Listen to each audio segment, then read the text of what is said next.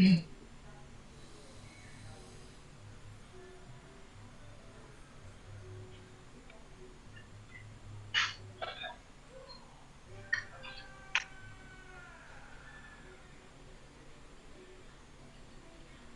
kita ke bab 2 ya, Bapak Ibu ya. Ini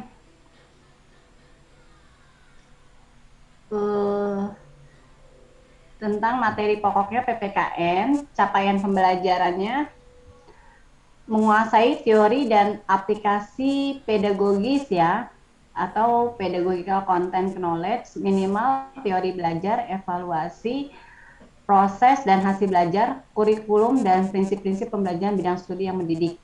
Indikator esensialnya mampu menerapkan prinsip-prinsip belajar dan pembelajaran yang mendidik dalam pembelajaran PPKN di kelas. Ya, jadi ini indikatornya. Oke, kita bahas ya soal nomor 1. Dalam pembelajaran PPKN, guru sebaiknya dapat membuat RPP dengan menggunakan prinsip penggunaan RPP berbasis konteks. Nah, ini maksudnya nih berbasis konteks ini memiliki makna apa? Ya kan? Di sini kunci jawabannya B. Kita bahas satu-satu dulu ya. Kalau PPKN itu Bapak Ibu nggak bisa langsung milih jawaban, tapi coba diteliti A, B, C, D, dan E-nya. Karena ada kalanya semuanya benar, tapi kita pilih jawaban yang terbaik. Gitu. Semua jawabannya benar, tapi pilih yang paling benar. Nah, jadi kita coba analisis satu-satu ya. Tadi ya, yang berbasis konteks. A ini adanya konsistensi antara kompetensi dasar, indikator, dan materi. Atau kita B ini pembelajaran berorientasi pada pengetahuan dan nilai kehidupan kekinian. Jadi kalau kita lihat berbasis konteks ini maksudnya adalah konteks seperti kontekstual, tapi disingkat dengan istilah konteks. Bapak Ibu pernah kenal apa, seringlah dengar ya, CTL, kalau panjangnya tuh CTL, Contextual Teaching Learning. Apa itu CTL? Yaitu pembelajaran yang berdasarkan pada kehidupan nyata. Nah, kalau kehidupan nyata itu kan kehidupan sekarang, jadi fleksibel, gitu. Sesuai perkembangan zaman. Makanya jawabannya ini B. Pembelajaran berorientasi pada pengetahuan yang dipelajari oleh siswa dan pada nilai kehidupan yang dia hadapi atau kekinian. Nah ini ya, jadi jawabannya makanya B. Gitu. Kalau yang lain ini kan namanya hanya sekedar teori saja. Ya, konsistensi antara KD, indikator, dan materi itu baru teori. Proses pembelajaran yang menjadikan lingkungan sekitar sebagai sumber belajar eh, itu apa ya, belum meluas lah ya, belum terkait, itu hanya bagian yang kecil gitu. Kompetensi inti merupakan acuan utama dalam pengembangan RPP, juga masih teori. Adanya hubungan antara yang menjadi materi pelajaran. Nah ini juga nggak jelas lagi E. Jadi jawaban yang tepat ya B. Jadi pilih jawaban yang paling benar atau yang paling tepat. Jadi yang paling tepat adalah B. Oh ini udah ada pembahasannya. Kita ke nomor 2. Seorang guru PPKN SD dalam mengembangkan evaluasi hasil belajar akan melaksanakan tes subsumatif, mengembangkan tes kinerja, melakukan observasi aktivitas siswa, memberi tugas kelompok dan individu. Evaluasi yang dilakukan guru dengan melakukan kegiatan seperti itu dalam pembelajaran dikenal dengan, nah ini, authentic assessment. Jadi Bapak Ibu kalau udah ngerti istilah otentik ya, kita sering dengarnya otentik. Ini istilah asingnya aja, authentic assessment. Penilaian otentik kalau bahasa Indonesianya. Bapak Ibu mungkin udah sering dengar ya di pelatihan-pelatihan itu penilaian otentik, penilaian otentik. Jadi kalau udah, oh iya tahu lah kalau PPKN itu yang paling penting adalah penilaian otentik. Apa itu penilaian otentik ya? Penilaian otentik itu ya bukan hanya sekedar teori, tapi bukan hanya sekedar kognitif ya, tadi aktivitas siswa di sini ya. Aktivitas siswa itu proses. Jadi dalam proses pembelajarannya bagaimana penilaiannya itu.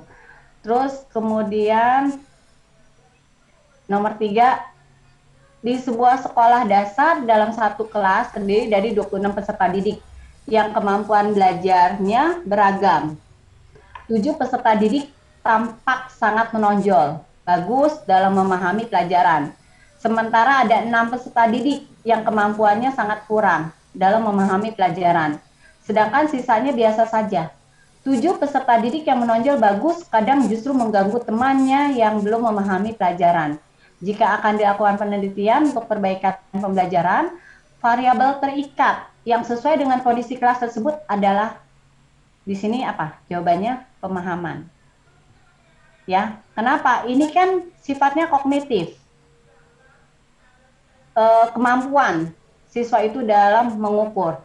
Variabel yang terikat yang sesuai dengan kondisi kelas tersebut adalah pemahaman. Melalui penelitian akan dapat diukur bagaimana upaya yang dilakukan oleh guru dalam rangka meningkatkan pemahaman peserta didik. Peningkatan pemahaman dapat dilakukan dengan melakukan eksperimen atau tindakan dengan menerapkan model, media, pengembangan materi, dan atau perlakuan lain dalam pembelajaran. Gitu.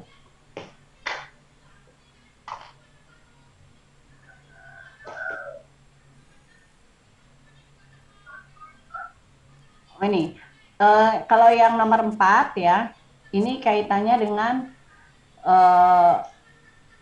model kooperatif. Nomor 4, seorang guru SD kelas 4 dalam muatan pembelajaran PPKN memulai pembelajaran dengan menyampaikan beberapa penjelasan berdasar pokok-pokok materi pembelajaran. Lalu membentuk kelompok untuk melaksanakan kegiatan pembelajaran. Ya, ingat ya Bapak Ibu, kalau kooperatif learning itu adalah pembelajaran secara berkelompok yang dituntut siswanya bisa bekerja sama, itu kuncinya. Setelah selesai tugasnya, siswa melaporkan hasil diskusi kelompoknya. Ya. Selesai presentasi, siswa diberi hadiah sebagai penghargaan atas keberhasilannya. Guru tersebut menerapkan mode pembelajaran. Nah, jadi pengecohnya di sini adalah pemberian hadiah. Ini pengecoh aja ya Bapak Ibu ya. Jadi harus jeli ya. Selesai presentasi, siswa diberi hadiah. Nah, ini hanya sekedar pengecoh. Tapi pada intinya tadi menekankan membentuk kelompok. Gurunya membentuk kelompok untuk melaksanakan kegiatan pembelajaran, gitu ya. Ciri khas dari cooperative learning itu adalah selain belajar kelompok, dituntut untuk kerjasama, tetapi setelah selesai siswa harus melakukan presentasi. Nah, ini kan ada nih, gitu. Jadi yang diberi hadiahnya ini hanya sekedar pengecoh. Fokusnya tadi udah ada kata kuncinya kelompok. Nah, kalau yang kelompok itu adalah cooperative learning. Sebenarnya cooperative learning ini adalah masih secara pembelajaran secara umum ya. Jadi pembelajaran itu mode pembelajaran ada dua, ada cooperative learning dan ada active learning. Cooperative learning itu pembelajaran yang menuntut kerjasama atau kelompok. Sedangkan active learning itu yang menuntut siswa untuk aktif. Nah, ini bisa individual sifatnya. Jadi bedanya cooperative learning dan active learning adalah kalau active learning itu bisa individual. Yang penting siswanya bisa aktif, itu kata kuncinya. Tapi kalau cooperative learning harus kelompok, nggak bisa individu. Membuat aktif mungkin akan membuat aktif dalam satu kelompok itu, gitu ya. Kalau dipantau oleh guru, kalau nggak dipantau guru bisa aja tidak, karena ketika kerja kelompok bisa aja yang kerja cuma dari 5 orang 3 atau 2 gitu. Nah, jadi cooperative learning itu baru secara umum. Nanti cooperative learning itu ada lagi tipe-tipenya banyak ya, seperti jigsaw dan lain sebagainya. Active learning juga ada lagi tipenya. Nah, active learning ini banyak yang modelnya itu berupa games ya. Umumnya banyak lagi games. Jadi cooperative learning juga ada yang games ya. Tapi active learning itu pasti pembelajaran yang supaya siswa itu untuk aktif gitu. Baik secara individual maupun nanti bisa bersama. Jadi Bapak Ibu harus bisa bedain. Kalau udah nemuin kata kunci kayak gitu gampang. Kayak gini nih, oh ini kelompok cooperative learning gitu. Jangan terkecoh tadi, kalau saya bahas satu-satu ya, kontekstual ini untuk kata kunci yang sesuai dengan kehidupan nyata atau konteks yang tadi nomor 1. Direct, pembelajaran secara langsung ya, dialami oleh siswa. Berbasis masalah, pembelajaran yang belajar dari sebuah masalah yang ada di lingkungan sekitarnya. Jadi dari masalah yang ada itu siswa itu bisa belajar bagaimana mencari solusinya. Gitu. Ya, kooperatif ini kerja kelompok atau kerja bersama berbasis project. Nah, berbasis project ini kuncinya adalah untuk bisa menghasilkan sebuah produk. Nah, jadi kalau misalnya siswa dituntut menghasilkan sebuah produk, udah berarti itu project gitu. Kalau Bapak Ibu udah paham kata kunci dari modi-modi pembelajaran ini, ya insya Allah sih mudah lah untuk mengisinya. Nomor selanjutnya kita ini soal dan pembahasan kompetensi profesional. Untuk PPKN SD ini capaian pembelajarannya mampu menguasai konsep teoritis materi pelajaran PPKN yang diampu secara mendalam meliputi bidang aspek Pancasila, UUD 45, NKRI, dan Bhinneka Tunggal Ika. Indikator esensialnya mampu memberi contoh penerapan fungsi Pancasila sebagai dasar negara Republik Indonesia. Pancasila merupakan landasan bagi penyelenggara negara dan pelaksanaan sistem pemerintahan. Konsekuensi penerapan fungsi Pancasila sebagai dasar negara Republik Indonesia adalah, kita lihat di sini yang A, segala peraturan yang ada harus berdasar dan bersumber Pancasila. Ya. Pancasila menjadi pedoman dalam kehidupan sehari-hari. Pancasila menjadi alat pemersatu bangsa. Pancasila menjadi kepribadian bangsa Indonesia. Ciri khas bangsa Indonesia. Bapak Ibu kalau baca A sampai E ini benar semua. Betul nggak? Ini benar semua A sampai E, tapi tadi pilih jawaban yang paling benar. Pilih jawaban yang paling tepat. Nah, di sini adalah A. Ya. Nah, di sini pembahasannya konsep kunci yang perlu dicermati adalah fungsi dari Pancasila dalam konteks dasar. Dasar negara ya. Nah, kalau dikatakan dasar negara itu ya memang Pancasila segala sesuatu kehidupan yang ada di Indonesia itu, nah ini kuncinya, harus berdasar dan bersumber Pancasila gitu. Sekilas semuanya benar, tapi harus teliti, yang paling tepat, paling benar adalah A.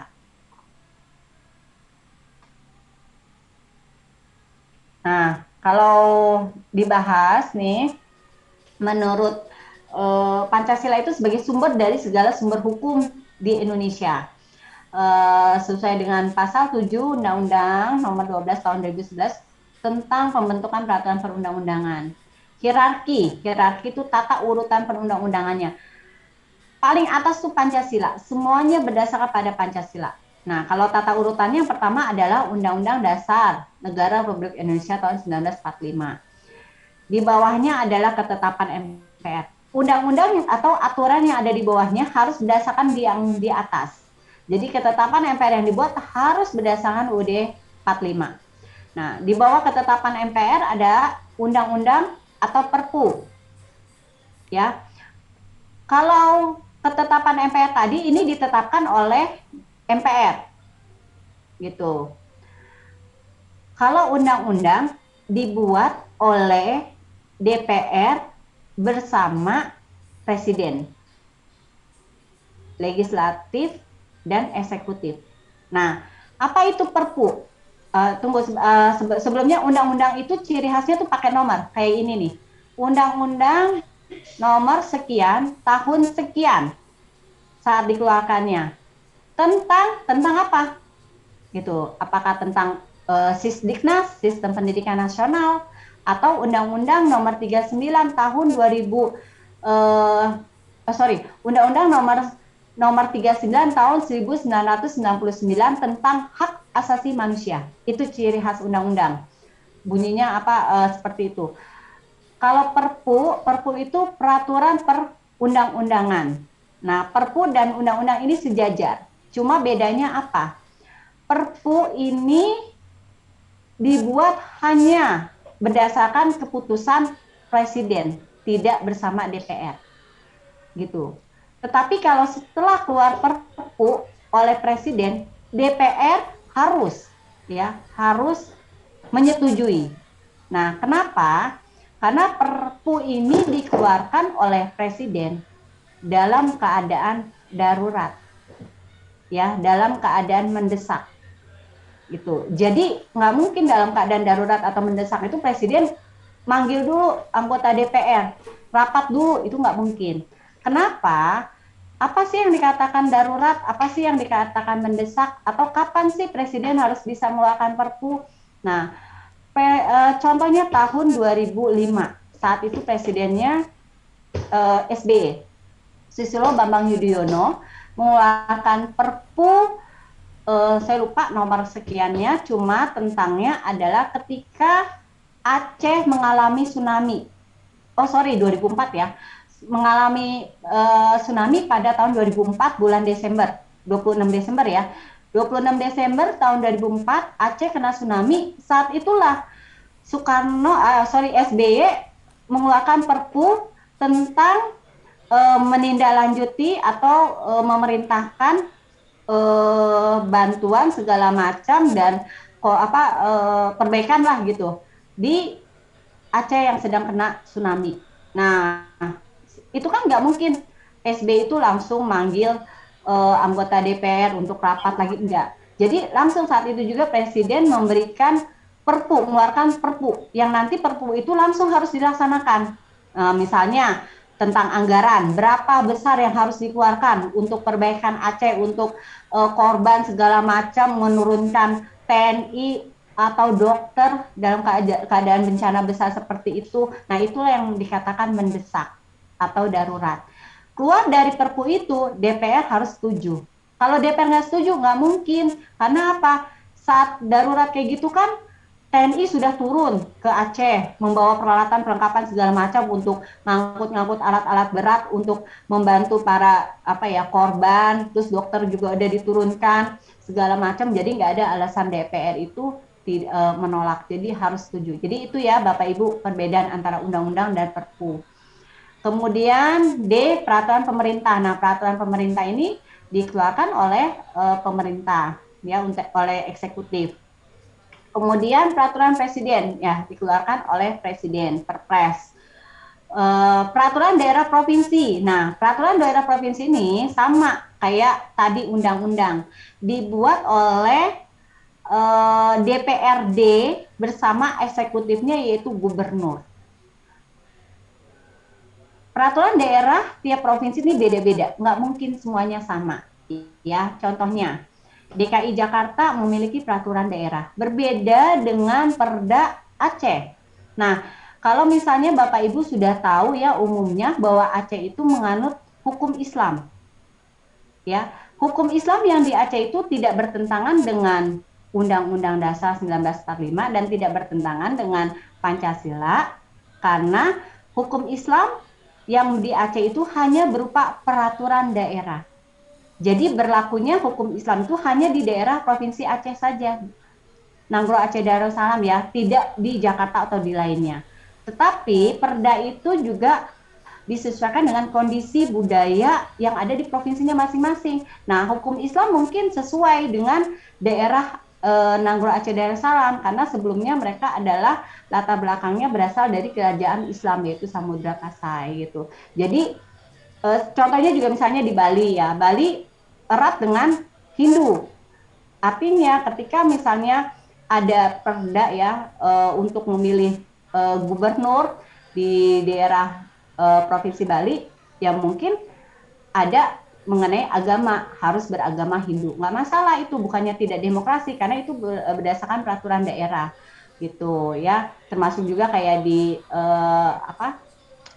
Jogja, daerah istimewa Jogja, pemilihan untuk gubernurnya kan tidak bisa rakyat biasa gitu, harus turunan dari Hamengkubuwono. Nah itu peraturan daerah gitu. Jadi tiap daerah itu mempunyai peraturan masing-masing sesuai dengan kondisi atau sejarah atau sosiologis dari si daerah itu masing-masing.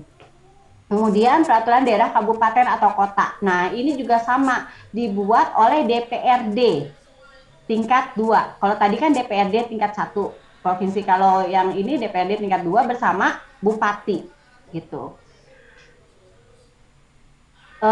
Sekarang kita berkaitan dengan konsep teoritis materi pelajaran PPKN yang diampu secara mendalam meliputi bidang aspek Pancasila, UUD 45, NKRI, dan Bhinneka Tunggal Ika. Mampu menjelaskan hubungan sila pertama Pancasila dengan kehidupan beragama di Indonesia. Manakah pernyataan berikut tentang Pancasila, sila pertama yang paling benar? Nah, ini semuanya benar nih pasti Bapak Ibu, tapi pilih yang paling benar. Sila pertama yang A ya, sila pertama Pancasila mengamanatkan bahwa seluruh warga negara wajib beragama. Nah, benar juga. Sila ke yang B, sila pertama Pancasila mengamanatkan bahwa peraturan perundangan didasarkan pada agama. Bisa. C, sila 1 Pancasila mengamanatkan bahwa seluruh warga negara wajib bertuhan yang diwujudkan dengan memeluk agama atau kepercayaannya. Benar. D, sila 1 memberikan kebebasan. Nah, kepada setiap warga negaranya beribadah sesuai dengan agama dan keyakinannya, menciptakan kerukunan umat beragama, aturan, dan penyelenggaraan bernegara harus berketuhanan yang Maha Esa. Gitu ya. Jadi memang udah ketebak wah paling lengkap kayaknya yang D nih. Sebenarnya bukan hanya paling lengkap, kata kuncinya juga ada istilah kebebasan. Ya, jadi artinya kebebasan ini tidak boleh ada pemaksaan. Karena sebuah agama itu adalah sebuah keyakinan. Nah, keyakinan itu tiap orang itu tidak bisa dipaksakan. Gitu. Kemudian kita ke soal berikutnya, soal nomor 3. Ini kita masih tentang yang tadi ya, tapi mampu membandingkan prinsip negara hukum formal, ya, formal dengan negara hukum material. Kita lihat. Negara hukum material dan negara hukum formal merujuk pada tradisi yang berbeda daripada Rechtsstaat dan the rule of law. Nih, the Rechtsstaat ini istilah Belanda, karena hukum yang ada di Indonesia itu kita kiblatnya ke Belanda ya, karena kita bekas jajahan Belanda. Dan the rule of law, nah the rule of law ini kan sebenarnya lebih ke barat ya. Manakah pernyataan di bawah ini yang benar dalam membedakan antara negara hukum material dan negara hukum formal? Nah, jawabannya di sini A. Pamrestat menekankan substansi material. Gitu. Kita lihat ya, ini karena istilah hukum kita lihat nih penjelasannya di sini. Hal yang perlu dicermati adalah pertama, Pamrestat lebih menekankan materi hukum yang dijalankan oleh penyelenggara negara. Ya, oleh penyelenggara negara ini ya seperti polisi, hakim, jaksa gitu. Sedangkan the rule of law lebih menekankan bentuk aturan yang pasti. Jadi the rule of law ini adalah produk hukumnya. Contohnya apa produk hukum? Misalnya begini, waktu zaman di Orde Baru Presiden Soeharto kan Rechtsstaatnya itu penyelenggara negaranya tuh ada polisi, ada jaksa, ada hakim. Kemudian ada pelanggaran HAM. Kok bebas aja sih yang melanggar HAM? Misalnya menggusur tanah ya seperti yang di Taman Mini tanpa dibayar kok nggak apa-apa ya? Gitu. Karena apa? Tidak ada the rule of law-nya. Penekanan tentang hak asasi manusia di zamannya Presiden Soeharto itu tidak ada produk hukumnya, gitu. Kemudian bedakan dengan sekarang di zaman reformasi. Penyelenggara negara sama, ada polisi, ada jaksa, ada hakim. Tapi yang membedakan apa? The rule of law-nya, gitu. Yaitu yaitu produk hukumnya adalah ada Undang-Undang Nomor 39 Tahun 99 tentang hak asasi manusia. Yang saya sebutkan itu di dalam pasalnya ada tentang pembayaran hak ya terhadap haknya. Misalnya Taman Mini memang itu buat umum atau buat apalagi rekreasi ya. Tapi sebelumnya kan itu adalah tanah warga. Wajib gitu. Kalaupun itu yang menguasainya adalah nanti pemerintah wajib membayar kepada orang-orang tersebut gitu. Ya seperti contohnya yang sudah terjadi ya setelah era reformasi, misalnya BKT. Pembuatan BKT kan untuk umum, untuk fasilitas umum ya, untuk mencegah terjadinya banjir di ibu kota. Tapi pembuatan BKT itu lahannya itu dengan menggusur pemilik rumah yang ada di kisaran dekat yang akan dibuat tersebut gitu. Misalnya kayak daerah Cipinang atau ya sepanjang jalan BKT yang sampai hingga ke Pondok Kopi ya. Nah, itu mereka mendapatkan ganti rugi. Memang harusnya seperti itu. Karena apa? Ada produk hukumnya, ada the rule of law-nya gitu, yaitu Undang-Undang Nomor 39 Tahun 99 tadi.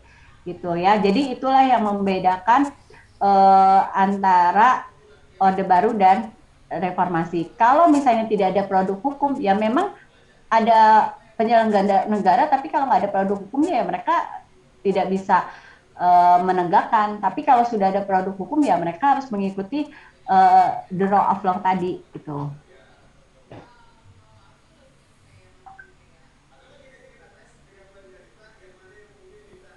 Kemudian mampu menguasai konsep teoritis materi pelajaran PPKN yang diampu secara mendalam meliputi bidang ini sama ya, cuma bedanya di indikatornya adalah mengkritisi kelemahan penegakan HAM. Nah, ini ya terkait tadi juga saya sudah menyinggung tentang HAM ya. Penegakan HAM di Indonesia terkendala antara lain oleh lemahnya pengawasan masyarakat dan perlunya penguatan lembaga swadaya masyarakat atau LSM di bidang hukum. Usulan upaya penegakan dan pemajuan HAM di Indonesia yang tergolong pada lembaga swadaya masyarakat adalah, nah Bapak Ibu harus tahu ya, LSM itu adalah independen yang tidak dibuat oleh pemerintah atau tidak atau lepas dari pemerintah, dia dibuat sendiri. Nah di sini apa LSM itu? Undang-undang produk pemerintah, pengadilan juga, pengadilan HAM ini produk pemerintah. Komnas HAM juga, ini pemerintah punya. Lembaga pengadilan HAM juga. KPAI, pemerintah juga, gitu ya. KNPA dan KPAI termasuk pemerintah. Komnas Anti Perempuan juga, ini pemerintah juga.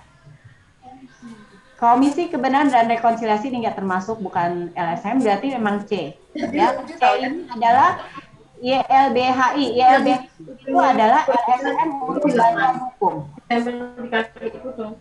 Ya, YLBHI, YLBHI bantuan hukum, dan Kompas ini LSM untuk orang hilang.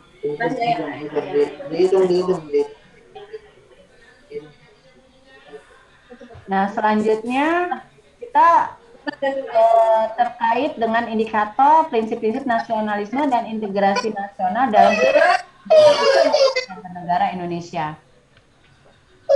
Nomor 5, selalu membina kerukunan, persatuan dan kesatuan di lingkungannya, serta mencintai budaya bangsa di atas kepentingan pribadi, keluarga, dan golongan, merupakan kepentingan dari cinta tanah air. Ini gampang ya, ya. Kalau terkaitannya dengan kerukunan nih pasti sila ketiga. Sila ketiga itu adalah cinta tanah air. Cinta tanah air, persatuan,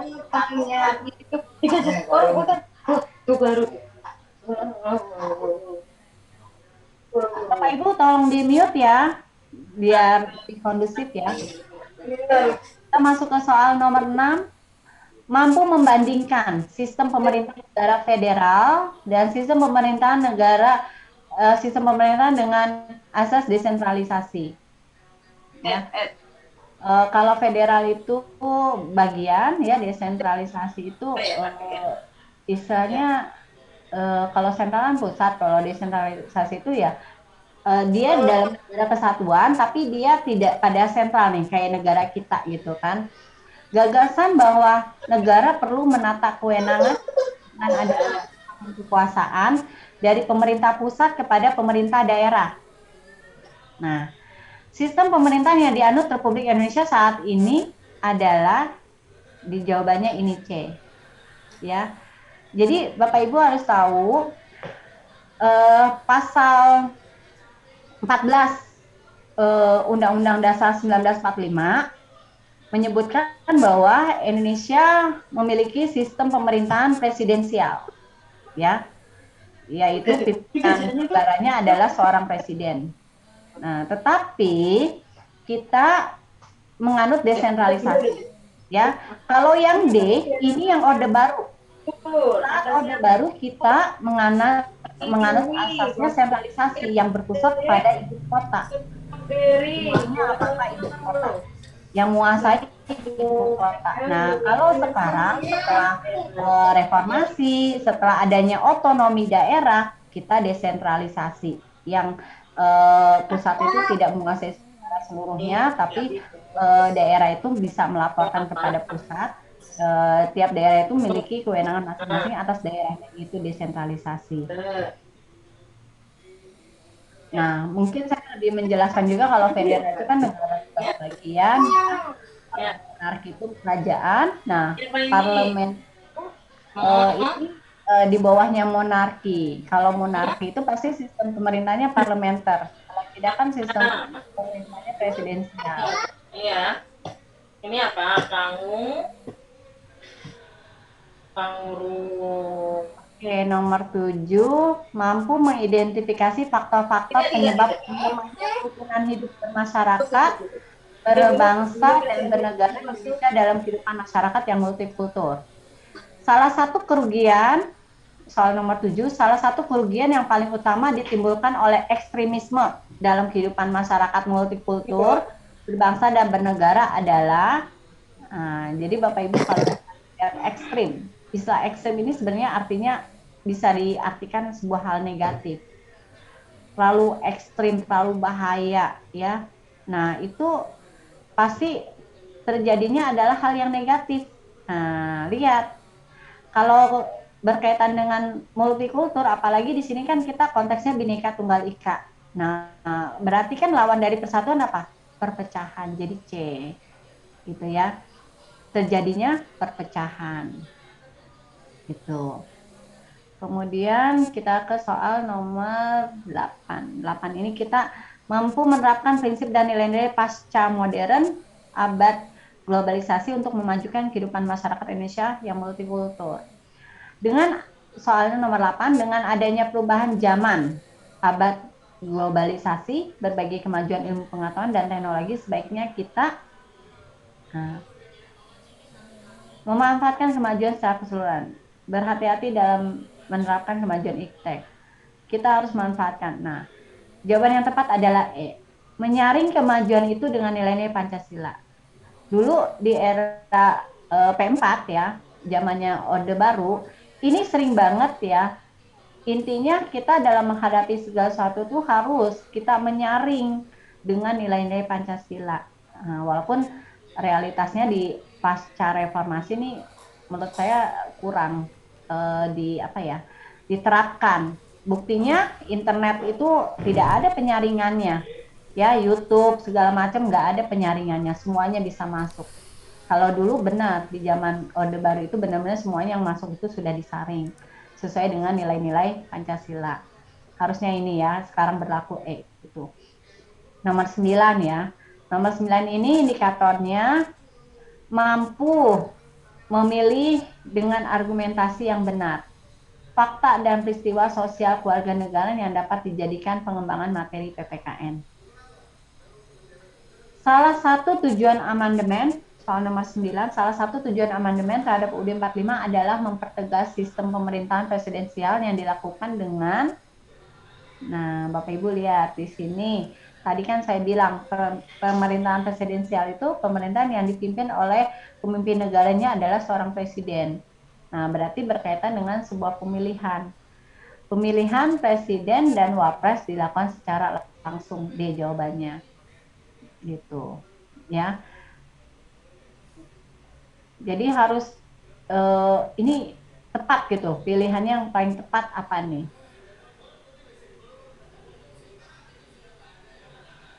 Kalau tadi kan sistem pemerintahan presidensial ini benar, kedudukan presiden sebagai kepala negara benar. Tapi sebenarnya yang diarahkan di soal nomor 9 ini kata utamanya salah satu tujuan amandemen. Jadi Bapak Ibu, apa sih yang diamandemen dalam pasal tersebut tentang eh, tentang presiden? Nah, yang diamandemen ini yang terbaru, yang istilahnya yang diamandemen. Pemilihan presiden dan wapres dilakukan secara langsung. Kenapa? Karena kan dulu tidak memilih secara langsung, yaitu kita yang memilih presiden itu melalui pemilihan di MPR ya, di sidang MPR gitu. Nah ini jadi kalau dilihat dari amandemen berarti ini.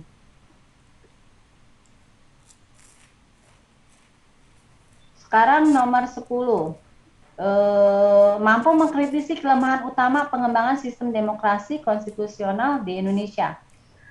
Berikut ini merupakan kelemahan sistem pemerintahan presidensial yang pernah berlaku di Indonesia pada era reformasi, yaitu kita lihat di sini jawabannya D. Terlalu banyaknya partai politik yang menyebabkan partai politik lebih banyak mementingkan partainya sendiri. Jadi ingat ya, di era reformasi itu kan partai tidak terbatas, bahkan sempat 48 partai. Nah, ini kelemahannya. Ya, jawabannya D.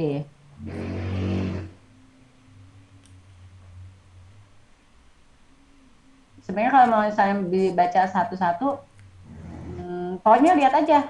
Di sini kan kelemahan, berarti di antara A, B, C, D, E yang negatif mana nih? Nah ini, terlalu banyaknya partai politik. Kenapa negatif? Bukannya itu demokrasi. Nah, negatifnya apa? Terlalu banyak partai politik yang ikut pemilu, terlalu banyak juga besar anggarannya yang dikeluarkan pemerintah kita. Kemudian namanya politik itu pasti mementingkan partainya, kelompoknya, sehingga terlalu banyak partai politik, jadi terlalu banyak juga konfliknya, gitu. Nomor 11, mampu menilai kelemahan usulan kebijakan publik untuk perlindungan kemajuan HAM serta penegakan HAM secara adil. Nomor 11 kita lihat soalnya, banyak pelanggaran HAM di Indonesia membutuhkan keterlibatan berbagai semua pihak yang langsung dan tidak langsung dalam berbagai penegakan dan kemajuan HAM di Indonesia. Kuat lemahnya upaya penegakan dan kemajuan HAM secara langsung di Indonesia ditentukan oleh, nah jawabannya adalah B. Kenapa? Ketika kita bicara tentang sebuah kebijakan, aturan, atau hal-hal yang berlaku di negara kita, harus sesuai dengan tadi hukum yang ada di Indonesia. Yang paling tinggi apa? UUD 45. Ya, di sini lengkap ditulisnya UUD 45 dan amandemen. Kenapa? Kalau UUD 45 saja itu belum ada pasal tentang HAM. Pasal 28A tidak ada, 28A sampai J. Makanya di sini jelas UUD 45 dan amandemen. Undang-undang kan di sini dijelaskan kenapa lengkap UUD 45 dan amandemen, karena di amandemen UUD 45 ini ada pasal 28A sampai 28J yang terkait dengan hak asasi manusia. Undang-undang. Nah, undang-undang yang dimaksud ini adalah tadi Undang-Undang Nomor 39 tahun 99 tentang hak asasi manusia. Lembaga pemerintahan. Nah, lembaga pemerintahan tadi yang berwenang yaitu apa? Komnas HAM. Pengadilan HAM gitu. Jadi Komnas HAM menangani kasus pelanggaran HAM. Lalu kalau sudah diapain? Diproses oleh pengadilan HAM. Dan LSM. Nah, LSM yang menangani HAM. Ya, bisa ada tadi YLBHI, Kontras, tentang orang hilang ya. Terus yang selanjutnya kita ke nomor 12 ya. Nomor 12 ini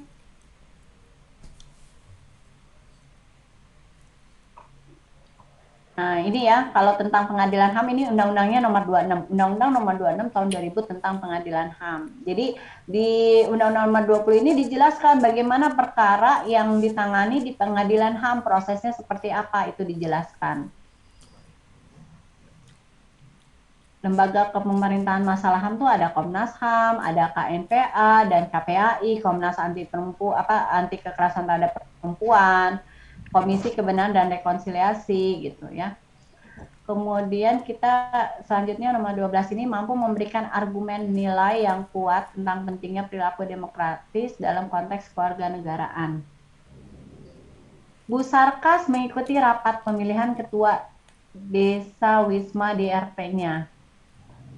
Setelah mendengarkan arahan dari Ibu Ketua PKK, ada beberapa hal yang menurut pendapatnya tidak sesuai dengan keinginannya. Maka secara spontan, Bu Sarkas menyalahkan apa yang disampaikan Ibu Ketua PKK dengan bahasa yang sangat kasar dan menyakitkan hati. Perilaku Bu Sarkas ini bertentangan dengan norma. Nah, ini norma nih Bapak Ibu. Norma ini termasuk aturan, tapi aturan tidak tertulis. Jadi di Indonesia itu kita memiliki peraturan ya, peraturan dibagi dua, ada peraturan tertulis, ada peraturan tidak tertulis. Nah, peraturan yang tertulis sudah jelas, yang tadi sudah saya jelaskan yaitu hierarki peraturan perundang-undangan, itu semuanya pasti tertulis. Nah, apa itu yang tidak tertulis? Jadi peraturan yang tidak tertulis di Indonesia itu diantaranya norma, adat istiadat. Nah, ya adat istiadat itu termasuk peraturan, tapi termasuk peraturan tidak tertulis. Norma adalah kaidah atau aturan yang berlaku di masyarakat kita, yang mengikat ya di dalam kehidupan masyarakat. Jadi norma itu ya sebuah aturan juga gitu. Nah, norma macam-macam, ada norma agama, norma kesusilaan, norma kesopanan, dan norma hukum. Norma hukum mah sudah jelas ya, peraturan tertulis tadi. Nah, norma agama yang bersumber pada agama, yang terkait dengan agama masing-masing. Nah, norma agama ini disesuaikan dengan agamanya. Norma kesusilaan itu yang berdasarkan dengan dari hati nurani, benar dan salah. Benar atau salah itu norma kesusilaan. Saya benar nggak ya begini? Saya salah nggak ya? Nah, ya seperti kejujuran, itu kesusilaan. Kita berkata jujur atau tidak itu yang tahu diri sendiri. Jadi norma kesusilaan itu yang melanggarnya itu yang tahu siapa dirinya sendiri. Orang nggak bisa menilai. Orang bisa menilai norma kesusilaan misalnya terlihat dari luar. Seperti apa misalnya? Melakukan hal-hal yang asusila. Nah itu orang bisa menilai. Tapi kalau yang terkait dengan yang tahu dirinya sendiri seperti kejujuran, yang tahu hanya dia gitu. Norma kesopanan berkaitan dengan sopan santun, etika, adab. Nah, ini ya, kayak tadi kalau kita orang lagi bicara depan umum, kita mau menyampaikan pendapat tuh bebas, tetapi harus dengan sopan santun, etika dan adab.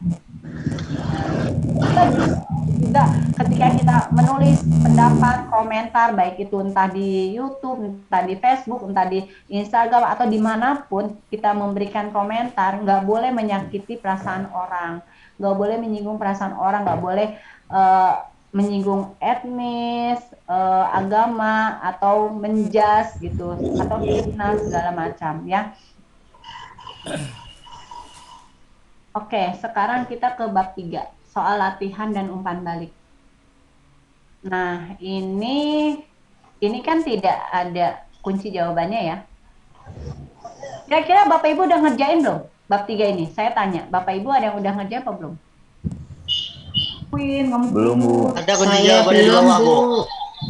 Sebenarnya harusnya dikasih Kunci tahu jawabannya dulu. ada di bawah, Bu. Ya, Di akhir, Bu. di akhir. Oke. Berarti udah lihat ya? Udah, Bu. Harusnya soalnya ini jangan dilihat dulu ya. Kemudian tidak dilihat terus Bapak Ibu mencoba, karena itu kan tadi kan ada umpan balik kan, ya kan?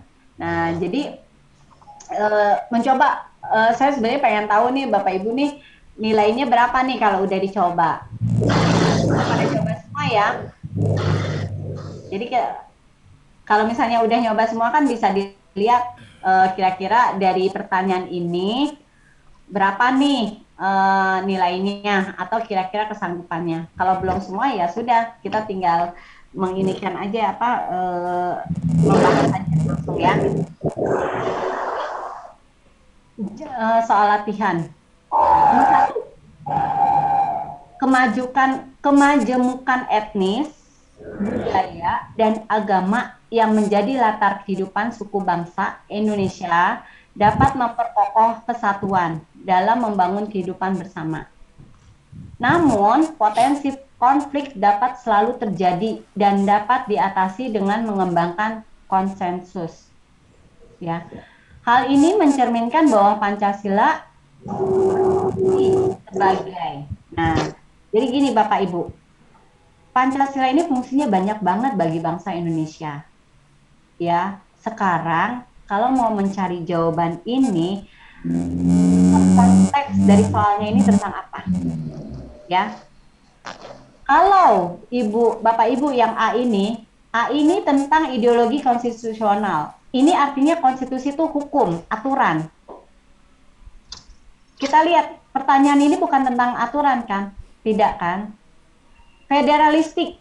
ini bagian ya, sebuah hal-hal yang bagian kaitannya tuh dengan kayak apa ya, pemerintahan lah gitu ya. Ideologi terbuka.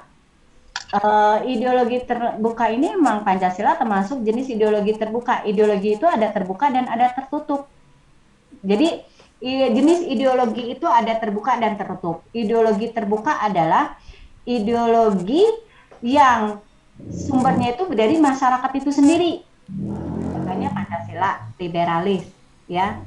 Liberalis itu dari masyarakat sumbernya, ya. Jadi negara Barat itu memang kan dia bukan nggak kayak Indonesia ya. Kalau Indonesia kan kita banyak adat, banyak aturan gitu. Kalau dia kan memang bebas, makanya dia makanya kebebasan liberal, karena dia tidak terikat sebuah aturan yang melekat pada masyarakat itu sendiri. Kalau kita kan ada adat, jadi makanya kita nggak bisa liberal. Makanya kita ideologinya ya Pancasila, nggak bisa nganut liberal. Karena ideologi terbuka itu prinsipnya ideologi itu berdasarkan pada masyarakat itu sendiri. Nah, ideologi tertutup itu adalah ideologi yang berdasarkan pada pemikiran seseorang atau ahli. Nah, di sini contohnya ideologi tertutup adalah komunis atau sosialis, ya. Kenapa? Karena sosialis itu adalah hasil dari pemikiran Karl Marx, dari pemikiran seseorang.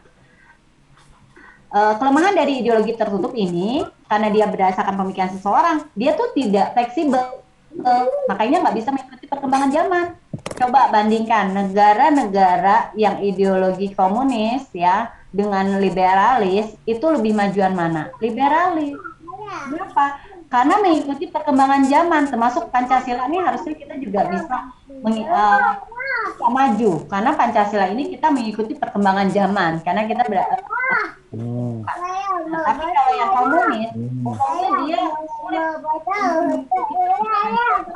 Nah, itulah yang makanya membuat ideologi komunis akhirnya lama-lama banyak ditinggalkan.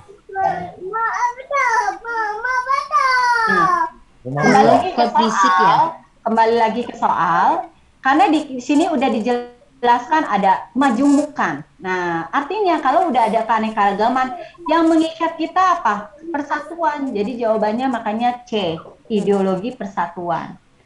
Gitu ya Bapak Ibu ya. Jadi semua ini memang fungsi ideologi, tetapi ingat kalau di PPKN Bapak Ibu jawab sesuai dengan konteks soalnya ini. Ini kan tentang kemajemukan.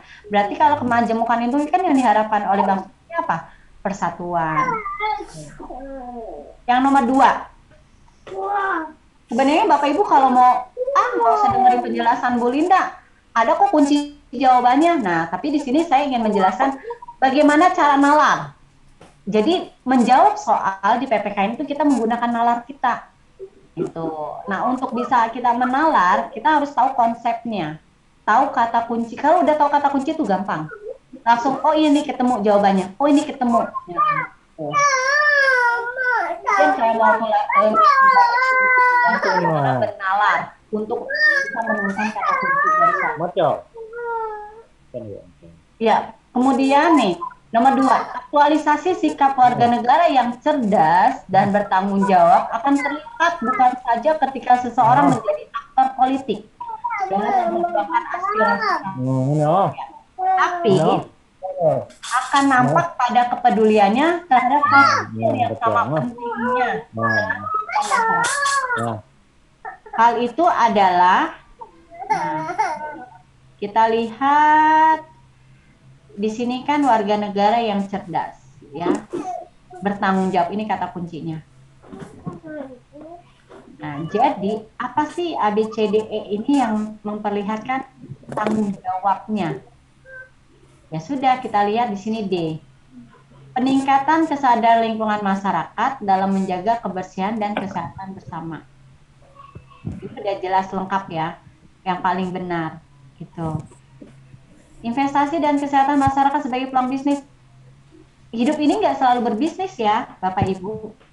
Ada kalanya karena bisnis orang memperoleh kerugian gitu. Makanya ibarat yang paling tepat B. Nah, udah sadar, kita sadar menjaga kebersihan dan kesehatan bersama. Itu yang paling lengkap ini D, paling tepat. Salah satu misi pendidikan moral politik yang diemban oleh dan atau di dalam pelajaran PPKN di persekolahan adalah kita bicara moral politik. Di sini mengkritisi pemerintah atas kebijakan publik yang merugikan rakyat. Tapi ingat, kalau mengkritisinya dengan tajam, bahkan lebih kepada menyudutkan, menghakimi pemerintah, itu salah juga. Ya kan? Menunjukkan rasa cinta dan bangga terhadap lambang negara Indonesia. Nah, karena di sini ada istilah moral kalau dulu istilahnya mungkin waktu saya kecil kita kan belajarnya PMP, Pendidikan Moral Pancasila. Kalau berkait dengan Pancasila pasti berkait dengan moral. Nah, ini ya, yaitu yang B, menunjukkan rasa cinta. Rasa cinta ini sila ketiga kan, dan bangga terhadap lambang negara Indonesia. Ini yang diharapkan, yang harus ada dalam pembelajaran PPKN ya. Kalau yang lainnya kisarannya politik nih. Ini hanya politik. C juga politik ya. Mendukung partai itu politik. Memuja-muji pemimpin itu juga politik ini ya. Memuja-muji pemimpin itu juga sebagai strategi politik untuk misalnya dapat kekuasaan atau dapat fasilitas atau segala macam. Nah, yang di sini maksud adalah moral. Nah, berarti C. Dalam kehidupan nomor 4, dalam kehidupan bermasyarakat, berbangsa dan bernegara agar kegiatan politik mencerminkan nilai moral yang sesuai dengan harapan bangsa dan negara, landasan etika politik yang harus dijadikan pedoman adalah jawabannya Pancasila. Kenapa? Karena Pancasila itu adalah sumber dari segala sumber hukum. Sumber hukum kita apa? UUD 45. Tapi sumber dari segala sumber adalah Pancasila. Kalau di sini ada Pancasila ya Pancasila. Nomor 5. Ya. Kegiatan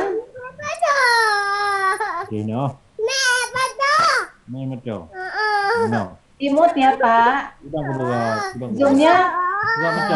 Zoomnya tolong dimut ya Pak. Nomor 5. Kegiatan akhir dalam setiap pelajaran adalah melakukan evaluasi. Adapun prinsip-prinsip khusus dalam melaksanakan evaluasi pembelajaran PPKN di SD adalah sebagai berikut. Gitu. Kita lihat jawabannya. Kalau yang ini kan hasil evaluasi hanya sebagai penunjuk. Oh ya. Sebentar dulu ya, Pak. Bapak Ibu sebentar dulu.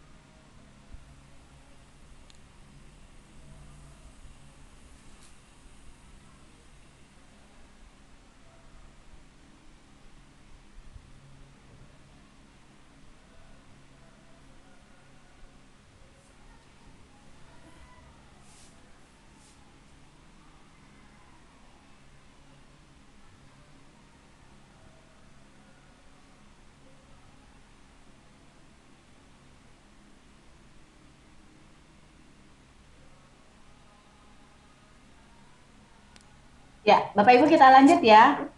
Tadi kita ke nomor 5 ya. Oke. Ya, nomor 5 itu kita akan melihat jawabannya yang tepat itu adalah pengukuran dengan indikator kognitif ya. Jadi kan kegiatan akhir. Nah, kalau kegiatan akhir kan di formatif ya. Prinsipnya itu harus kita mengikuti indikator kognitifnya itu apa saja. Dari indikator kognitif itu kemudian kita buat ke soal ya. Mungkin kan Bapak Ibu kemarin kan sudah ya kita praktek. Dalam nomor 6, dalam pembelajaran PPKN SD dapat diterapkan suatu strategi yang menekankan pada sikap atau perilaku bersama dalam kerjasama atau membantu di antara sesama dalam struktur kerja untuk memecahkan masalah bersama. Hal ini merupakan penerapan metode. Nah, ini metodenya metode pembelajaran ya. Sebenarnya mau metode mau model itu bedanya kalau model itu menggunakan sintak atau langkah-langkah pembelajaran. Tadi di sini sebenarnya sama ya, ada istilah kerjasama, berarti jawabannya cooperative learning gitu. Ya, ini sudah jelas ya. Tadi juga udah. Nomor 7. Dalam pembelajaran PPKN adanya pendekatan nilai, norma dan moral Pancasila yang dapat digunakan guru untuk memudahkan siswanya dalam belajar. Adapun yang dimaksud dengan pengertian moral itu sendiri adalah apa sih moral itu gitu kan? Ini yang A, tatanan aturan hukum yang menjadi suatu yang memiliki kuasa normatif dan kekuatan lain dianut dan diterima serta dilaksanakan masyarakat.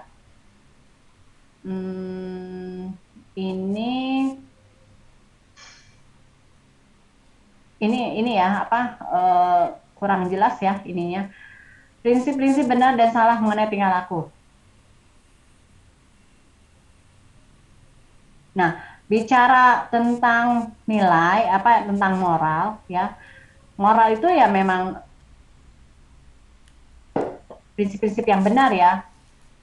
Ya, jawabannya B ya. Prinsip-prinsip benar dan salah mengenai tingkah laku. Ini jawabannya yang B. Jadi ya sebenarnya nggak selalu yang panjang itu benar jawabannya, kayak antara A ini nggak jelas ya A.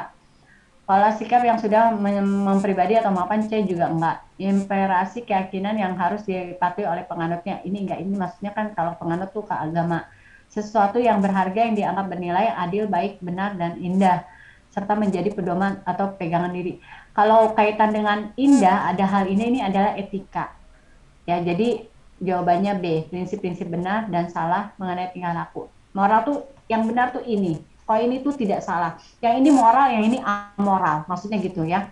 Benar dan salah. Itu udah nggak bisa ditawar. Nomor 8. Jika dalam pembelajaran PPKN di sekolah dasar, guru ingin membawa peserta didik ke dalam situasi nyata. Nah, ini udah situasi nyata udah tahu nih kuncinya. Apa itu? Kontekstual. Dan situasi nyata dalam menerapkan hubungan antar pengetahuan dan kehidupannya sebagai anggota keluarga, masyarakat, implementasi yang dilakukan adalah kontekstual. Ya, kontekstual itu atau CTL, contextual teaching learning, yaitu pembelajaran yang berkaitan dengan kehidupan nyata, kehidupan sehari-hari, gitu. Nomor 9, untuk mengejar kemajuan dunia secara global, semua negara bangsa, terutama bagi negara-negara yang belum semaju bangsa lain, termasuk Indonesia, tidak ada cara lain kecuali, nah, apa yang harus dilakukan? Mengeksplorasi sumber daya alam, memperkuat. Ini ya, apa? Yang D, bekerja sama saling menguntungkan dalam berbagai bidang dengan negara-negara pemuncak kemajuan dunia. Gitu. Jadi artinya apa? Ini kerjasamanya ini artinya memilih-milih kan? Gitu. ini kan jawab ini kan pertanyaannya kecuali ya. Jadi lihat yang apa yang ada negatifnya lah istilahnya. Gitu. Jadi di antara A, B, C, D, E yang agak ada negatifnya karena kan di sini kecuali. Ini D ya. Ini bekerja sama saling menguntungkan dalam berbagai bidangnya benar, tapi dengan negara-negara pemuncak kemajuan dunia ya enggak juga gitu. Kita ya bekerja sama dengan negara-negara enggak harus yang maju, ya bisa juga sama negara-negara yang serumpun atau yang sama dengan kita, tapi bisa saling menguntungkan gitu. Nomor 10. Sebagai warga masyarakat, guru perlu memahami sifat hukum. Nah, ini. Hal tersebut di bawah ini merupakan sifat hukum. Bapak Ibu juga harus tahu nih, apa sih sifat hukum itu? Sifat hukum itu ada 3. Pertama, mengatur. Kedua, mengikat. Ketiga, memaksa. Nah, mengatur kehidupan seseorang harus begini, harus begitu. Kemudian mengikat. Mengikat, kenapa? Karena kita sebagai warga negara Indonesia, kita harus taat pada peraturan yang ada, hukum yang ada. Memaksa, orang dipaksa harus nurut, harus ngikutin. Kalau enggak apa? Ya dihukum. Nah, di sini yang ada mengikat dan memaksa, C. Kalau mau lengkap, mengatur, memaksa, dan mengikat. Oh, ini kecuali ya? Oh, sorry, ada kecualinya. Di sini mengatur ada nih. Mengatur ada yang A. Mengatur, mengikat, memaksa, C ada. Nah, yang B-nya memberikan adanya kepastian hukum. Ya, sifat hukum juga ini. Legalitas hukum, ya, istilahnya. Memberikan rasa keadilan, iya. Kecuali D, memberikan rasa nyaman dan aman. Rasa aman, iya, ya. Untuk rasa aman, iya. Tapi nggak nyaman, bukan untuk nyaman gitu. Ada kalanya orang terpaksa melakukan itu walaupun dia tidak nyaman, tapi semuanya itu tujuannya tadi ya untuk keamanan. Jadi nomor 10 itu jawabannya D. Tapi untuk wawasan Bapak Ibu ya, sifat hukum tadi ya, mengatur, mengikat, dan memaksa. Kemudian nomor 11, setiap pelanggaran hukum dapat diancam dengan tuntutan pidana. Tetapi tidak setiap pelanggar hukum dan pelanggaran hukumnya atas nama hukum dikenakan sama. Nah, contohnya apa? Di sini kan tidak semua ya. Tidak setiap pelanggaran hukum dan pelanggaran hukumnya atas nama hukum dikenakan sama. Misalnya ada yang membunuh, ada yang seumur hidup, ada yang hukuman mati, ada yang 14 tahun, ada yang 10 tahun gitu kan. Contoh kasusnya apa? Kita lihat misalnya sebuah pelanggaran hukum dilakukan oleh dalam dasar dengan atas permintaan korban. Nih enggak ya, enggak mungkin nih, enggak jelas nih. Pelanggaran hukum yang terjadi sebagai akibat kecelakaan dan dilakukan oleh anak. Maksudnya pelanggaran hukum yang terjadi sebagai akibat. Nah, jawabannya, nah ini yang dimaksud pertanyaan tadi adalah D. Setiap pelanggaran hukum baik sengaja atau tidak yang dilakukan oleh anak di bawah umur menurut undang-undang. Kenapa jawabannya D? Di sini kan kembali lagi kita ke pertanyaan tadi, ya. Makanya Bapak Ibu mungkin kalau nggak jelas bisa dibaca lagi pertanyaannya tadi nih. Setiap pelanggaran hukum dapat diancam dengan hukuman tuntutan pidana. Nah, tetapi nih ada tetapi. Tidak setiap pelanggaran hukumnya atas nama hukum dikenakan sama. Ini maksudnya anak di sini. Contohnya gini, orang dewasa membunuh, misalnya tanpa rencana ya, tanpa sengaja, itu bisa hukumannya seumur hidup atau dihukumnya 15 tahun. Seorang anak membunuh juga gitu ya, tapi dia tidak dikenakan hukuman seumur hidup atau 15 tahun gitu. Kenapa? Karena ada undang-undang pelindungan anak tadi. Karena ada undang-undang anak, karena dalam hak asasi manusia ya dalam Undang-Undang Hak Asasi Manusia yang dikatakan anak itu usia di bawah 18 tahun yang mereka wajib mendapatkan pendidikan. Nah, berarti kan kalau mereka kena pidana hukuman, mereka terlepas dari hak-hak anaknya. Nah, itu juga melanggar Undang-Undang HAM. Nah, jadi ada pengecualian nih tentang anak. Jadi tadi ya, si anak yang melakukan hukum pidana, pelanggaran hukum pidana ya tadi misalnya kayak pembunuhan, dia tidak diberlakukan sama dalam hukum pidana Indonesia, KUH pidana, tetapi dia dikenakan pasal dalam Undang-Undang Anak gitu. Walaupun nantinya dari pihak korban merasa itu tidak adil gitu ya, karena kehilangan nyawa, tetapi si korbannya nanti masih si pelakunya setelah itu masih dapat hak-haknya, sedangkan yang meninggal itu tidak bisa hidup kembali gitu. Tapi karena itu udah bunyi dalam undang-undang anak ya, bahwa anak itu kalaupun dia melakukan pelanggaran hukum, dia harus tetap mendapatkan haknya sebagai anak, itu mendapatkan pendidikan, bisa bersosialisasi juga gitu. Jadi nggak bisa diberlakukan hukum seperti orang dewasa. Itu ya maksudnya nomor 11 tadi. Sebagai warga masyarakat, nomor 12, sebagai warga masyarakat yang memahami makna demokrasi, selayaknya mampu menafsirkan demokrasi yang berlaku di Indonesia yang saat ini menganut demokrasi konstitusional. Untuk mengidentifikasi pilar-pilar demokrasi konstitusional, menurut UUD 45 diantaranya adalah seperti yang tersebut di bawah ini. Nah, nomor 12 jelas banget nih, demokrasi dengan rule of law. Rule of law itu negara hukum. Artinya demokrasi kita sesuai dengan hukum. Arti makna rule of law ini Bapak Ibu harus tahu. Rule of law ini adalah negara berdasarkan atas hukum seperti yang tercantum dalam pasal 1 ayat 3. Bahwa negara Indonesia berdasarkan atas hukum. Artinya, segala sesuatu yang berlaku di Indonesia itu harus berdasarkan pada hukum, pada aturan. Nah, kita boleh demokrasi, tetapi harus berdasarkan aturan, berdasarkan hukum, berdasarkan norma, berdasarkan moral, berdasarkan adab, gitu. Jadi nggak bisa tuh demokrasi secara bablas, benar-benar bebas untuk ngapain orang, menghujat orang, untuk menjudge segala macam tuh nggak boleh. Gitu ya. Ya misalnya bebas untuk komentar, tapi kan ada undang-undang ITE. Kalau ternyata kita misalnya melanggar hal tersebut gitu. Ya ini udah jelas banget. Pokoknya kalau kaitan hukum tuh ini rule of the law, yaitu berdasarkan atas hukum, segala sesuatu harus sesuai dengan hukum atau aturannya. Nomor 13.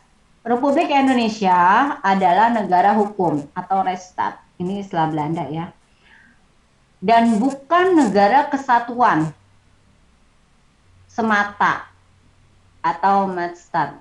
Untuk mencapai cita-cita ideal tersebut, langkah strategis yang harus dilakukan bersama antara lain adalah ini masalah pendidikan hukum sebagai pengetahuan relatif. Nah, ini ya, kaitannya juga dengan C. Memberikan pendidikan hukum berbasis nilai moral sejak di persekolahan. Karena kita terkaitnya sebagai pendidik ya, jawaban yang tepat ini C. Memperjuangkan cita-cita politik Republik, memberikan pendidikan hukum berbasis nilai moral sejak di persekolahan. Nomor 14. Setelah siswa mempelajari PPKN, akan memahami cara menghargai jasa para tokoh dalam proses perumusan dasar negara Pancasila, yaitu dengan ini ya, kita mempelajari PPKN.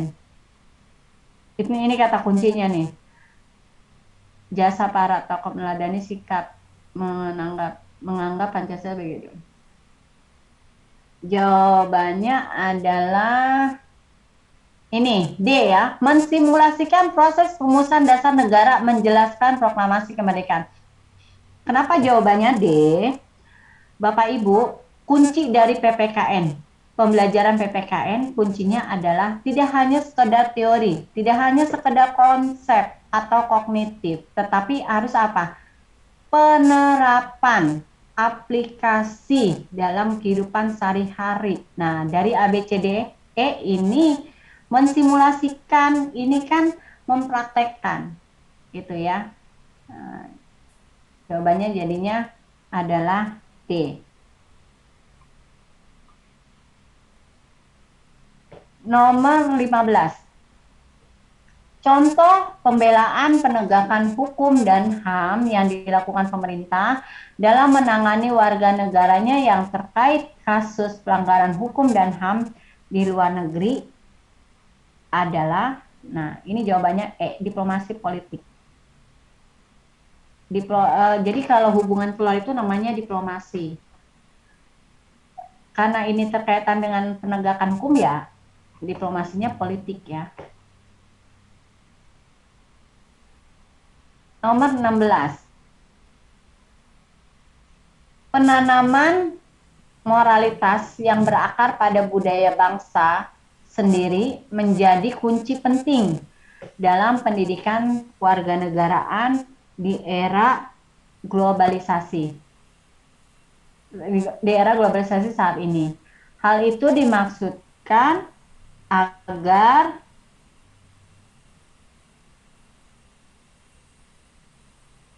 jawabannya adalah ini, nilai kepribadian bangsa tetap lestari dalam jiwa bangsa Indonesia. Ya, akulturasi itu kan apa ya, kayak kurang tepat ya. Terus bangsa Indonesia tidak tertinggal memasuki era, enggak juga adaptif. Ya, yang tepat adalah D, nilai kepribadian bangsa tetap lestari dalam jiwa bangsa Indonesia. Itu ya, untuk di era globalisasi saat ini. Nomor 17. Fakta keanekaragaman adat istiadat dan bahasa yang merupakan kekayaan budaya bangsa merupakan salah satu sumber penting pengembangan konten PPKN di persekolahan. Hal tersebut karena, nah coba lihat ABCDE yang paling tepat ini apa alasannya. Tujuan pembelajaran PPKN di sekolah bermuara pada terbentuknya perilaku yang mencerminkan nilai budaya bangsa. Nah, pembelajaran PPKN, oke, ini pengetahuan. Tujuan PPKN di sekolah tak dapat dipisahkan dari Nah, yang tepat A. Kenapa? Di sini ada perilaku. Ini yang saya bilang penerapan, ya. Untuk siswa tuh bisa berperilaku, kalau sudah perilakuan sudah melakukan, sudah tindakan, sudah penerapan, ya. Jadi ini tujuan pembelajaran PPKN di sekolah bermuara pada terbentuknya perilaku yang mencerminkan nilai budaya bangsa.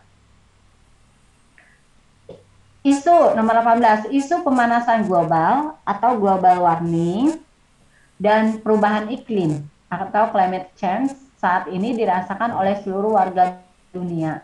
Dalam pandangan pendidikan kewarganegaraan memberi makna bahwa warga dunia perlu menjadikan kepedulian terhadap bumi sebagai prioritas dan setiap warga negara. Nah, ini pilih aja yang paling benar nih. Gitu. 19. Penanaman moralitas yang berakar pada budaya bangsa sendiri menjadi kunci penting dalam pendidikan kewarganegaraan di era globalisasi saat ini. Hal itu bermaksud agar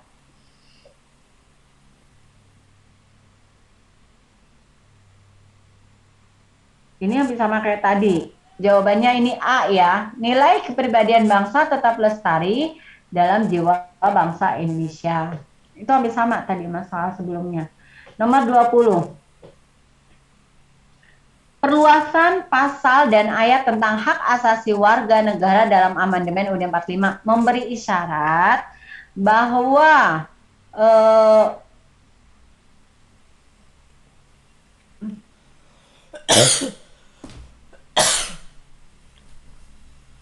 ini ya, bahwa hak asasi manusia itu memerlukan dinamisasi secara prinsip, ya. Jadi kenapa harus ada amandemen? Karena kan kehidupan itu dinamis, ya. Jadi hak asasi manusia itu harus disesuaikan juga dengan kebutuhan atau kebutuhan masyarakat lah ya. Nah, jadi maksudnya di sini, kalau kita bicara masyarakat itu pasti dinamis karena kecuali yang statis itu maaf ya, suku Baduy itu tidak dinamis, dia statis dari dulu sampai sekarang dia seperti itu. Tapi kalau masyarakat sekarang yang umumnya ya yang bukan suku, masyarakat sosial itu ya pasti dinamis. 21. Pelaksanaan nilai-nilai yang terkandung dalam UUD 45 memerlukan aturan teknis yang mempermudah penerapannya. Petunjuk pelaksanaan nilai-nilai yang terkandung dalam UUD 45 ini dikenal dengan, nah, ini tentang aturan teknis nih. Jadi kata kuncinya ini aturan teknis. Yaitu jawabannya adalah nilai instrumental. D, nilai instrumental. Kenapa? Apa sih itu instrumental? Instrumental itu ada sebuah alat. Instrumen itu kan alat ya. Jadi UUD 45 ini harus memiliki sebuah alat lah istilahnya ya, alat untuk diterapkan. Nah, jadi UUD 45 diterapkan untuk menerapkannya itu adalah undang-undang. Gitu. Jadi undang-undang itu termasuk nilai instrumental.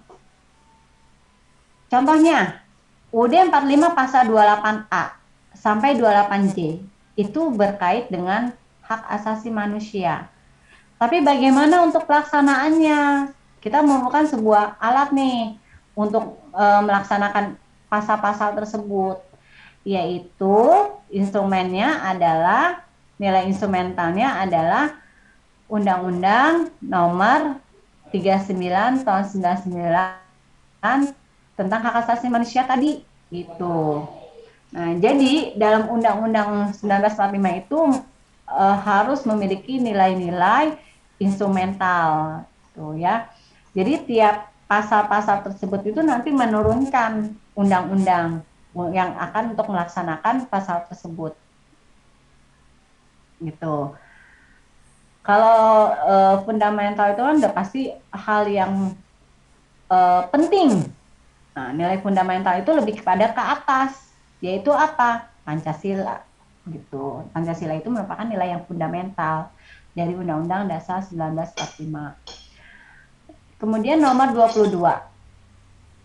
Nah, jadi Bapak Ibu ya, nomor 21 kalau misalnya ditanyakan nilai fundamental itu lebih kepada Pancasilanya gitu. Nah, Pancasila membawahinya tuh UUD 45 gitu sebagai instrumental atau alat untuk melaksanakan Pancasila. Nah, UUD 45 punya undang-undang untuk melakukan pasal-pasal UUD 45. Nomor 22. Instrumen HAM yang dapat memperkuat dan menjamin penegakan HAM secara adil adalah, nah tadi udah dibahas, pasti Bapak Ibu udah tahu lah, B, Undang-Undang HAM, Komnas HAM, dan Peradilan HAM. Ya, instrumen, kan tadi instrumen itu alat saya bilang, alat untuk menegakkan HAM ya tadi ada Undang-Undang HAM. Undang-Undang HAM Undang-Undang HAM itu apa sih? Ya tadi Undang-Undang Nomor 39 Tahun 1999 tentang hak asasi manusia. Nah, mungkin Bapak Ibu pas di latihan ini nggak ada nih, nggak tahu. Nanti pas Ibu ujian tulis bisa aja bunyi soalnya instrumen HAM apa istilahnya undang-undang apakah yang mengatur tentang hak asasi manusia. Nah, jawabannya adalah Undang-Undang Nomor 39 Tahun 99 tentang hak asasi manusia. Ya, Undang-Undang HAM, Komnas HAM, dan Peradilan HAM. Peradilan HAM tercantum dalam Undang-Undang nomor 26 tahun 2000 tentang pengadilan hak asasi manusia gitu. Jadi kenapa ada pengadilan HAM? Karena ada undang-undang nomor 26 tahun Undang-Undang nomor 26 tahun 2000 tentang pengadilan HAM. Nomor 23, bangsa Indonesia telah lama menganut sesanti Bhinneka Tunggal Ika. Namun konflik sosial horizontal selalu dapat terjadi. Hal itu secara faktual dimungkinkan lebih disebabkan oleh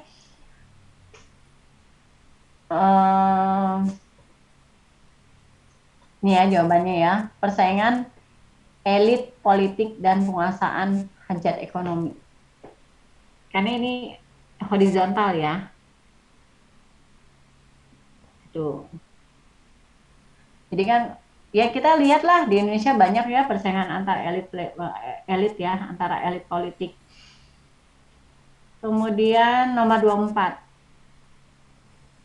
Gejala penampakan kalangan muda yang tidak hikmat dalam menyanyikan lagu kebangsaan Indonesia Raya pada saat upacara bendera adalah pertanda menurunnya. Apa ini menurunnya?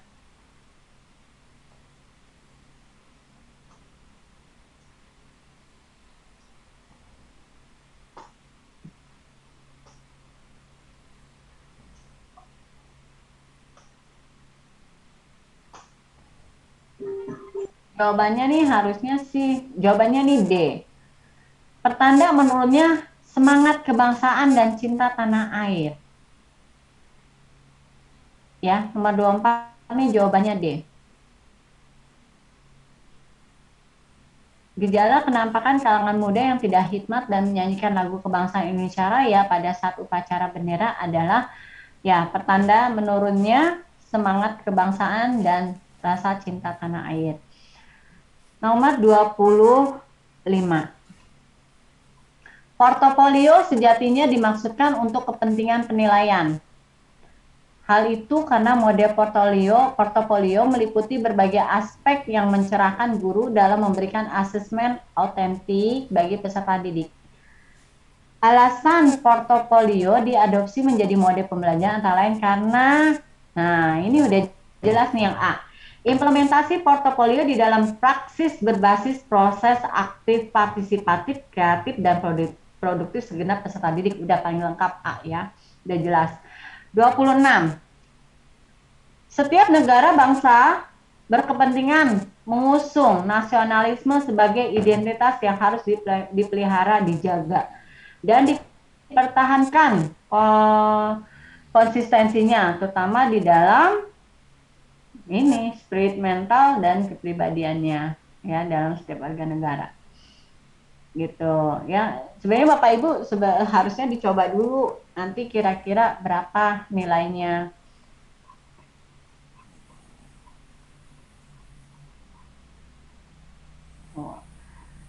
Kita lanjut ke berikutnya ya. Kita sampai jam berapa ya Bapak Ibu ya?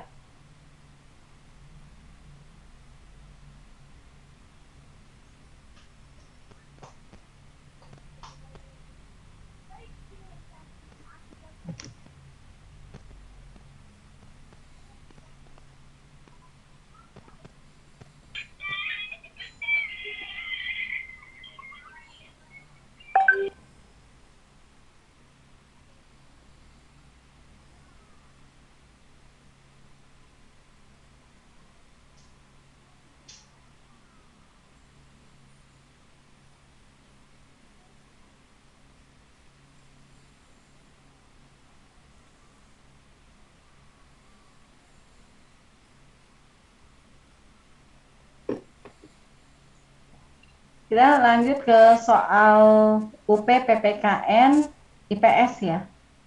Oke, digabung sama IPS nih.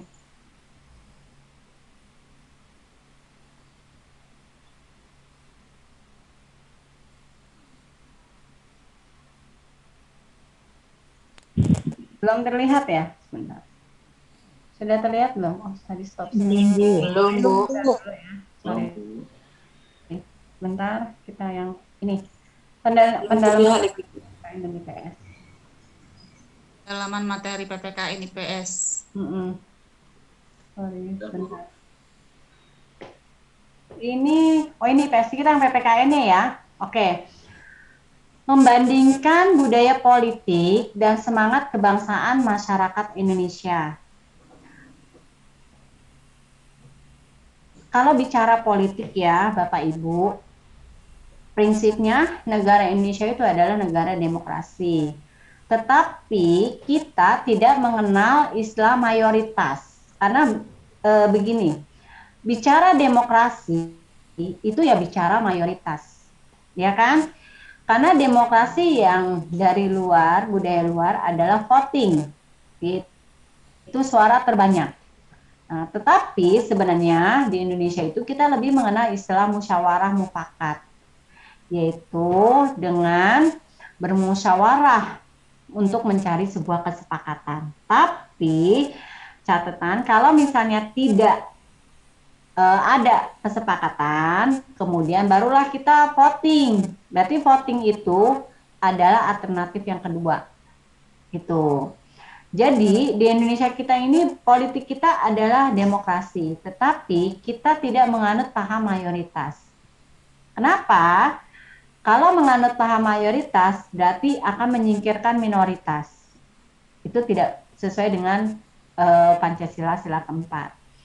Kita musyawarah mufakat, hasil keputusan apapun menjadi kesepakatan bersama. Nah, tetapi kalau mayoritas dan minoritas dikotakan seperti di budaya politik di luar di barat ya, yang liberalis, itu yang mayoritas tidak akan mementingkan kepentingan minoritas. Dan minoritas akan bertindak menjadi oposisi. Gitu. Nah, lalu kalau budaya politik Indonesia itu apa? Budaya politik Indonesia ini kita sesuai dengan etika politik nilai-nilai Pancasila, yaitu tidak bertentangan dengan agama, ya, dengan ketuhanan. Kemudian yang kedua, tidak artinya kebijakan politik itu tidak bertentangan dengan sila pertama ya. Kemudian yang kedua, rasa kemanusiaan ya, yaitu tidak menindas yang minoritas ya. Makanya yang tadi istilahnya kubu-kubuan itu tuh bertentangan dengan sila kedua. Yang ketiga, etika politik kita itu tidak membuat konflik, memecahkan, tetapi untuk mempersatukan persatuan Indonesia. Ketiga, makanya salah ya Bapak Ibu kalau melihat politik di Indonesia itu memecah belah, konflik ya, hanya merebutkan kursi, kekuasaan, jabatan, itu salah. Gitu ya. Dalam etika politik kita harus mengutamakan persatuan. Itu boleh dari berbagai partai yang memimpin atau berkuasa atau menjabat, tetapi tetap bersatu untuk kemajuan atau kesejahteraan bangsa Indonesia. Kemudian yang sesuai sila keempat ya tadi, musyawarah mufakat dulu, baru voting gitu. Nah, kemudian sila kelima, etika politiknya dalam hal politik mengutamakan kepentingan untuk masyarakat umum, yaitu untuk kesejahteraan bangsa Indonesia, bukan kesejahteraan pribadi atau kesejahteraan keluarganya atau kesejahteraan kelompok atau partainya gitu ya. Itu budaya politik maksud bangsa Indonesia adalah sesuai dengan etika politik kita. Terus menjelaskan cinta tanah air dan bela negara. Nah, ini udah jelas ya. Cinta tanah itu sila ketiga. Cinta tanah air itu tidak harus melalui sebuah peperangan kita membela negara kita. Tidak. Cinta tanah air itu bisa misalnya kita mencintai produk buatan negara Indonesia. Kita mencintai lagu-lagu budaya Indonesia, produk Indonesia apapun ya.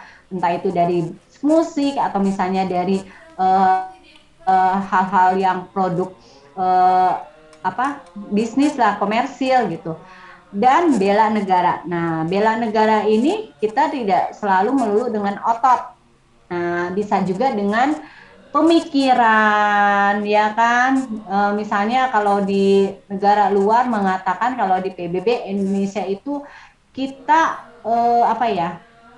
tidak demokrasi.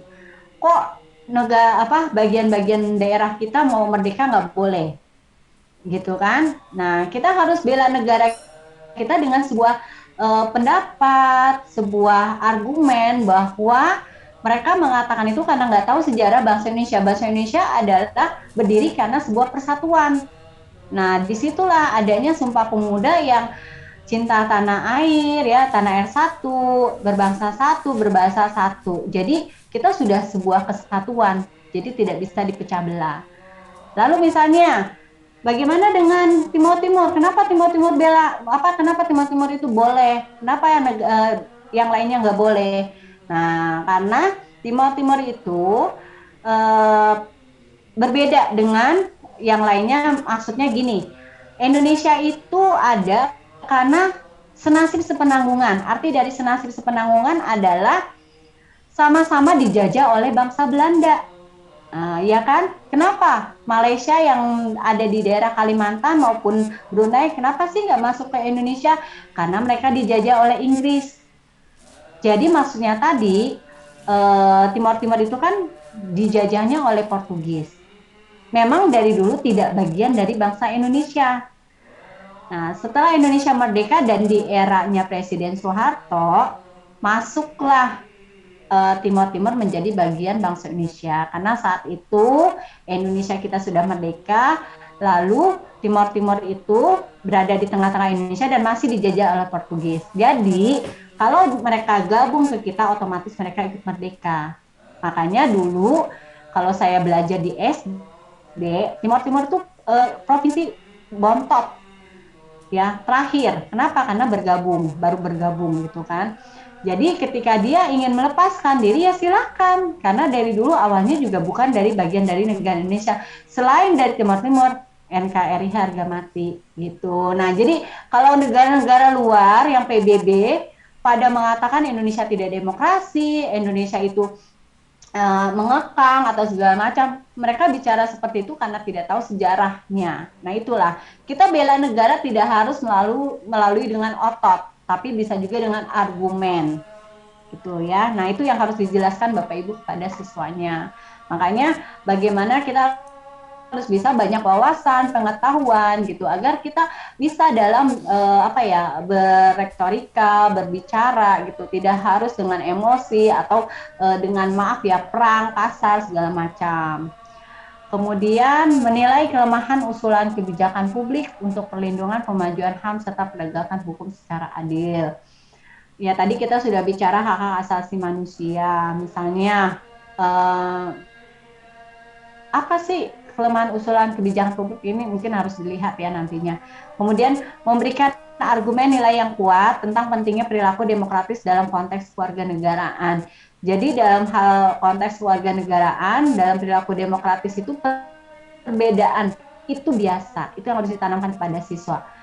Berbeda pendapat tuh biasa, jadi nggak perlu ngotot dan nggak perlu mana yang benar, mana yang salah. Intinya itu, ketika berargumen, pro dan kontra, kita nggak bisa membenarkan ini yang itu salah, ini benar, enggak. Dalam demokratis itu kita nggak bisa, kecuali sesuatu yang terkait dengan hal-hal yang prinsip ya, itu baru. Tapi kalau hanya secara umum dalam demokrasi itu kita nggak bisa yang ini salah. Ya, mungkin segala suatu orang itu memilih atau memberikan sebuah pendapat tuh harus ada alasannya. Ya. Ini PPKN ya. Oke.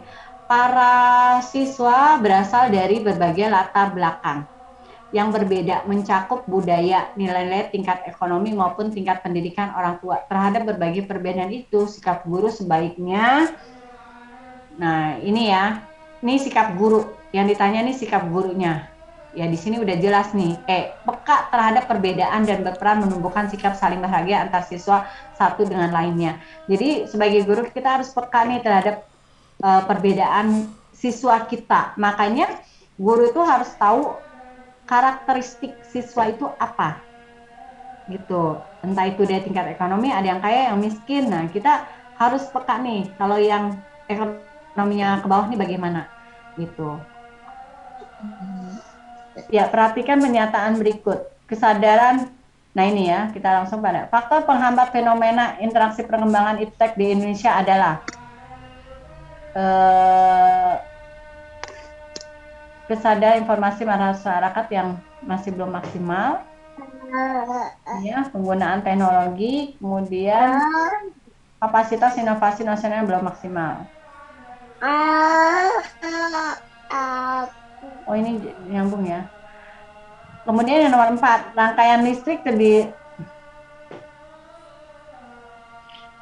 Nomor 4, rangkaian listrik terdiri atas 3 buah lampu memiliki hambatan sama besar. Ini kayaknya bukan PPKN. Ini ya, yang selanjutnya, tugas membela negara wajib dilakukan oleh seluruh warga negara Indonesia. Karena ini udah jelas nih, negara tidak akan kokoh jika tidak adanya persatuan, kesatuan, dan partisipasi seluruh warganya. Jadi tugas membela negara ini termasuk sebagai partisipasi seluruh warga negara. Pendidikan politik sangat penting untuk diberikan kepada semua warga negara. Nilai-nilai yang dibangun dalam pendidikan politik adalah ini, meningkatkan kesadaran politik warga negara. Di sini kaitannya politik ya, jawabannya pasti politik. Kesadaran politik warga negara adalah misalnya kita nih sadar untuk memiliki hak suara, itu ya, untuk menentukan pilihan, itu. Terus kesadaran politik kita sadar tentang kebijakan pemerintah itu kita harus ada responnya, gitu. Maksudnya gini, misalnya pemerintah mengeluarkan kebijakan ini, kita setuju apa enggak, gitu. Nanti kan pemerintah ya, segala aturan atau undang-undang yang berlaku di masyarakat itu ada uji cobanya. Kalau kita banyak menolak ya pemerintah juga akan antisipasi untuk tidak langsung mengeluarkan, gitu. Nomor 9, saat ini sering terjadi pelanggaran HAM dalam bentuk tindak kekerasan yang menimpa para pelajar. Tindak kekerasan tersebut sering dikenal dengan istilah bullying. Pelaku bullying bisa dari oknum pelajar atau pihak lainnya. Tindakan tersebut sebetulnya dapat dihindari apabila penegakan HAM dapat diwujudkan di berbagai lingkungan kehidupan. Sebagai seorang pelajar, bentuk peran serta yang dapat ditampilkan untuk mencegah terjadi bullying sebagai bagian dari upaya penegakan HAM diantaranya adalah dengan ini ya, melaporkan setiap tindakan bullying kepada aparat kepolisian dan kepala sekolah. Yang C ini termasuk partisipasi masyarakat. Tuh. Nomor selanjutnya, lihat tabel.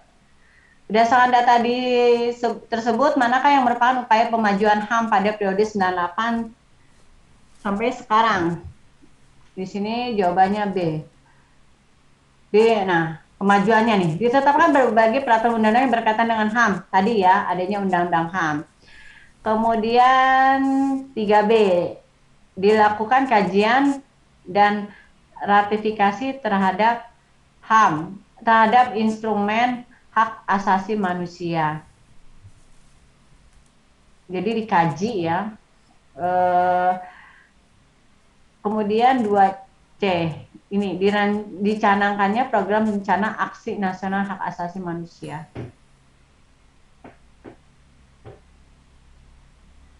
Selanjutnya, pada saat ini kecintaan terhadap tanah air, bangsa dan negara tidak ditampilkan dalam bentuk keikutsertaan dalam peperangan fisik, akan tetapi diwujudkan dalam kegiatan pembangunan di segala bidang. Berkaitan dengan hal tersebut, salah satu contoh sikap perilaku yang mencerminkan kecintaan kepada tanah air di bidang politik adalah, nah ini jawabannya mendukung dan melaksanakan semua kebijakan pemerintah pusat dan daerah. Ya, jadi termasuk sikap perilaku ya dalam bidang politik itu kita mendukung dan melaksanakan semua kebijakan pemerintah.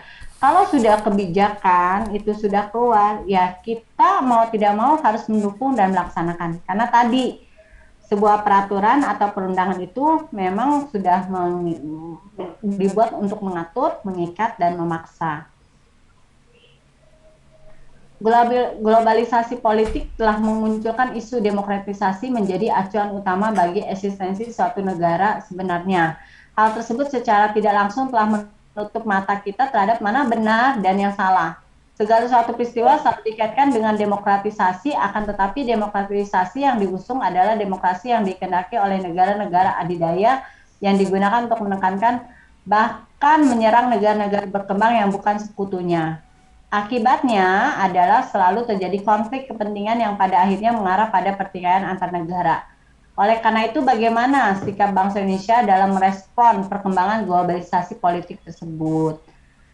Nah, ini di sini jawabannya E. Kenapa? Di sini kan jawabannya bangsa Indonesia harus menempuh.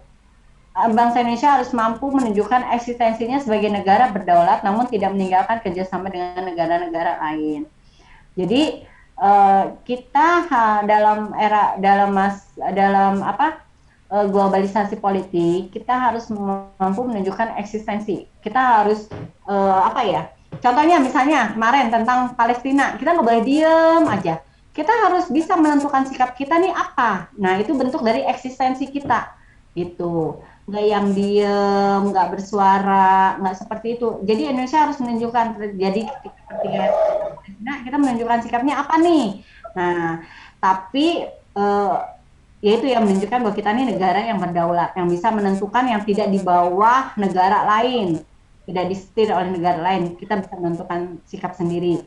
Namun kita juga tidak meninggalkan kerjasama dengan negara lain, ya. Artinya bukan berarti kita tidak mengakui atau tidak mau, enggak ya. Maksudnya kalau kayak gitu kan kayaknya sombong. Nah, tapi Indonesia bisa menentukan sikap, tapi kita juga tetap bekerja sama dengan negara lain.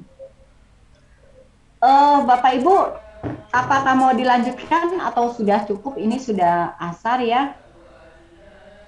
Bagaimana? Di sini kita sampai jam berapa ya?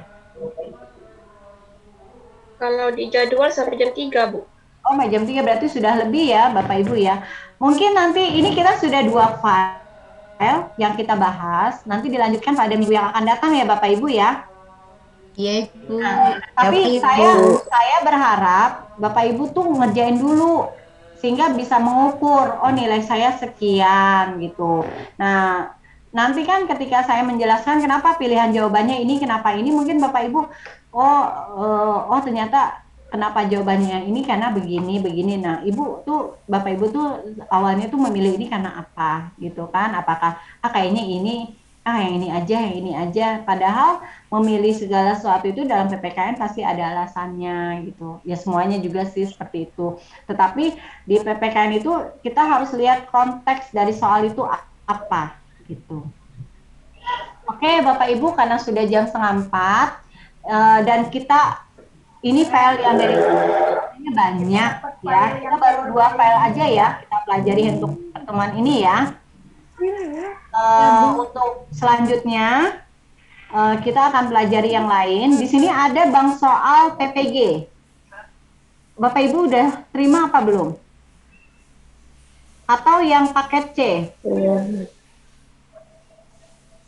Ya, kalau misalnya Bapak Ibu juga sudah punya file yang saya dapat dari Bu Yustia, tolong dikerjakan saja dulu sehingga bisa tahu kemampuannya berapa gitu, sehingga di mana yang Bapak Ibu tidak mengerti atau tidak paham gitu ya. Oke Bapak Ibu, kita ketemu sampai minggu depan ya.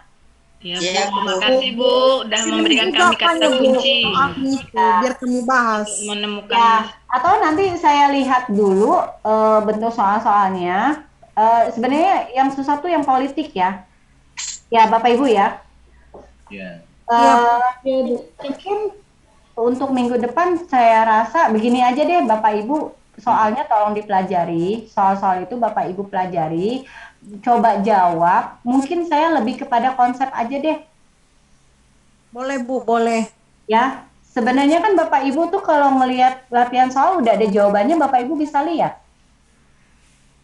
Ya kan? Ya. Yang perlu saya tanamkan ke Bapak Ibu tuh sebenarnya lebih kepada konsepnya. ya, mencari kata kunci soal ya, Bu. Ya, kata kunci soal sama konsepnya ya, kayak misalnya tadi apa sih presidensial, apa itu parlementer, gitu kan? Terus tata urutan perundang-undangan, kayak tadi apa sih Perpu itu, gitu kan? Nah, undang-undang itu dibuat oleh Presiden dan DPR, ya kan? Terus apalagi ya kalau PPKN tuh tentang HAM, hak asasi manusia, ya. Hak asasi manusia itu kan eh, ada ya kayak hukum juga, sifat hukum itu apa? Mengatur, memaksa dan mengikat gitu. Terus ya tadi ya yang tata urutan hukum itu Bapak Ibu harus tahu yang sesuai dengan Undang-Undang Nomor 11 Tahun 2011 ya tadi kan ada undang-undang apa undang-undang dasar, ketetapan MPR, undang-undang atau Perpu. Nah, itu harus tahu itu hierarki tata urutan perundang-undangan. Tuh. Ya, Bapak Ibu dipelajari aja soalnya nanti minggu depan mungkin saya lebih kepada konsep aja ya.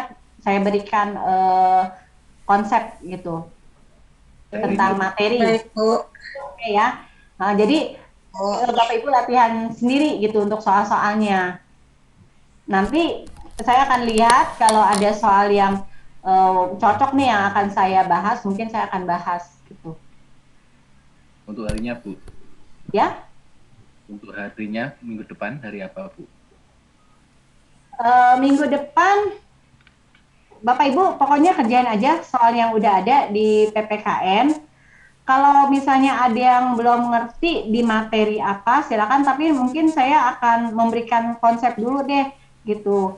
Konsep di sini misalnya saya akan menjelaskan tentang